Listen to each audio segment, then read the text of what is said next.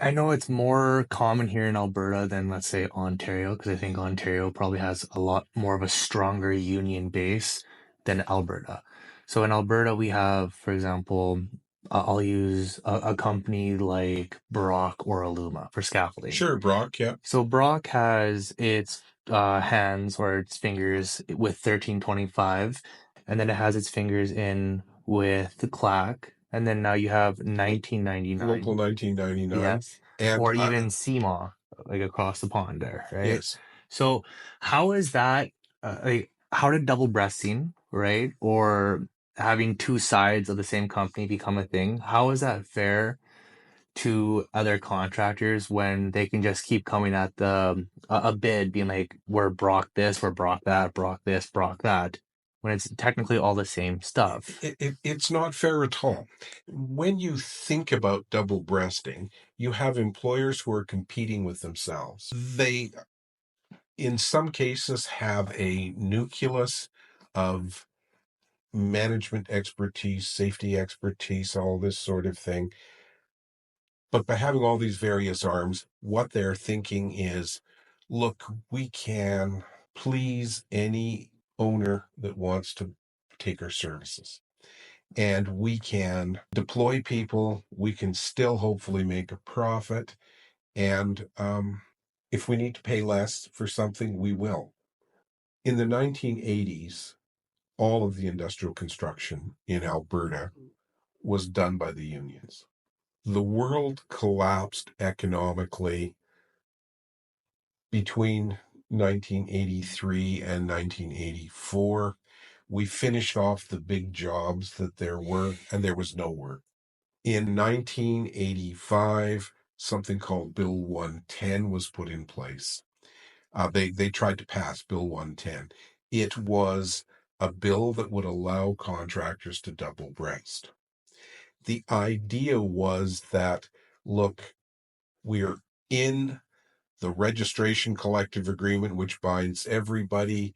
Cut us a break. Let us go and work non-union, because a union member can work for a union company, but maybe he could go work for a non-union company if he wanted to. Why don't you let us do the same thing? Bill 110 got an enormous reaction from the unions. Eventually, the government removed the bill. They did not progress it. They didn't pass it, but the damage was done. What they basically had said was it would be all right to do a spin-off. That's what double breasting is. You basically create another company to get away from the collective agreement. The law in Alberta is significantly weaker than the law in any other province in Canada for double breasting. So back in this time, because like I was born in 93, so this is long before my time, but Alberta was and has been for the longest time ever a conservative province. So is that safe to say that during that time the conservatives brought that forward? Yes. The labor code that was in existence under the social credit started off by not wanting the communists to come in from the international unions, but they wanted company unions. They thought that would be very nice. Eventually, that got wiped out. When the conservatives came in, they passed a labor code, but the conservative labor codes have all favored the employer side of the house. Um, the theory is that the labor code is supposed to be neutral. It is supposed to be based on principles. One of the principles it's supposed to be based on is that employees get to choose who will represent them. If the employees of Aluma Scaffold opt for Carpenters Local 1325, the employer is supposed to deal with them.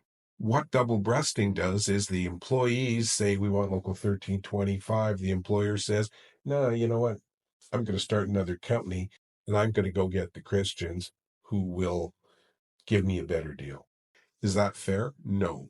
Is it appropriate? No. Does it create good labor relations? No. Does it create industry stability? No. The truth is, we have gone through cycles about double breasting. Back in the early 1990s, a lot of the double-breasted companies were put on the shelf because nobody was making any money. When you compete against yourself, you create a downward spiral, not an upward spiral. The last couple of iterations here, when work has started to be a lot less work, then a lot of people are trying to make their construction dollars go further. They think they get a better deal by having a lower labor cost. Uh, Truth is, if you're getting a lower labor cost, you are not getting the people with the really good skills. You want to get the people with the really good skills, pay them what they're worth. Is double breasting legal, or like is that actually allowed, or is there some sort of loophole around the whole thing? Well, if you read the statute, there are um, there are ways that a union can try and redress the playing field, to redress the balance, by making an application for a successorship, a double breasting. It's difficult to win because the way the Alberta legislation is set up, it is very employer friendly. Um, if you looked at, you mentioned Ontario, Hmm. Section 1, Subsection 4 of the Ontario Labor Relations Act makes the employer prove why they have to double breast. Here, it's up to the union to try and do it, and it's virtually impossible for unions to prove. It's because the employer has a monopoly on all the information. How do we go about like trying to, I guess, essentially nip that in the ass if we want to, or if it's even possible, or how do we go about trying to get away from double breasting, especially in Alberta where it's been around for so long and it's to the point now where there's more of a presence with the clack or the non-union side, at Um, least throughout the province, I've noticed. I think there are 3 or 4 things that we can do as union members. One of them is, don't go to work for the Christians. Don't go to work um, any other for anybody other than your building trades union. Don't give your skills to people who want to sell it, who want to sell you for less. We need to be engaged politically.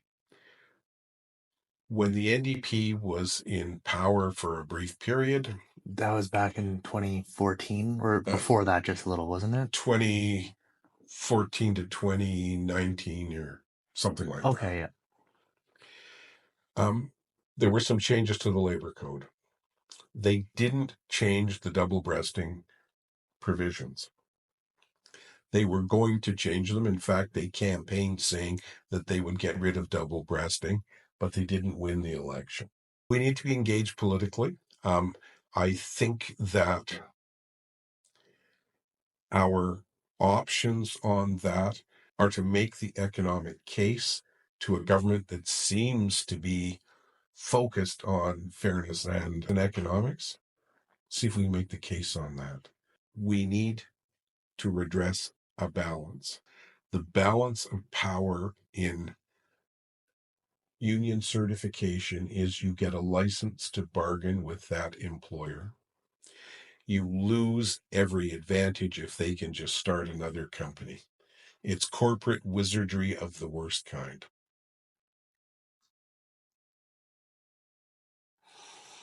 Really quick question. It's still recording, right? Mhm. Okay. Just want to make sure it didn't like Don't worry. close out. No, we're good. Okay. Um, let's see. I totally got sidetracked on what I was originally going to say because we just started talking about all that. Don't worry. Don't worry. At the end of the day, too, what we're going to do is well, I'm assuming you're going to You'll edit it. Yeah. edit it anyways. He's going to use it when he needs it, Mhm. whatever pieces. So the more footage you can get, The more you better. can, Yeah. You're actually a pretty talented guy. I'm impressed with this. I'm like trying like to keep it together. If we're being honest, I'm just like I've never talked. Like I said, the last time I've ever talked to a lawyer was during COVID when I got arrested. Okay. Right. So do I talk to lawyers on a regular basis? No. I try and stay away from you guys and the police as much as I possibly can. Think of it this way. I'm a plumber and pipe fitter. Yeah. but there's still a lawyer title to you. And it's intimidating if I I'm got being lots of honest. titles, but don't worry about that. So, You but should think then, of what the regular member would want to ask the questions. Now's the chance, that's what I was trying to figure out here when I was writing it down. Like, I had questions for you and like the building trades, and then I was sitting there and I was like, what kind of questions do I ask Well, legally?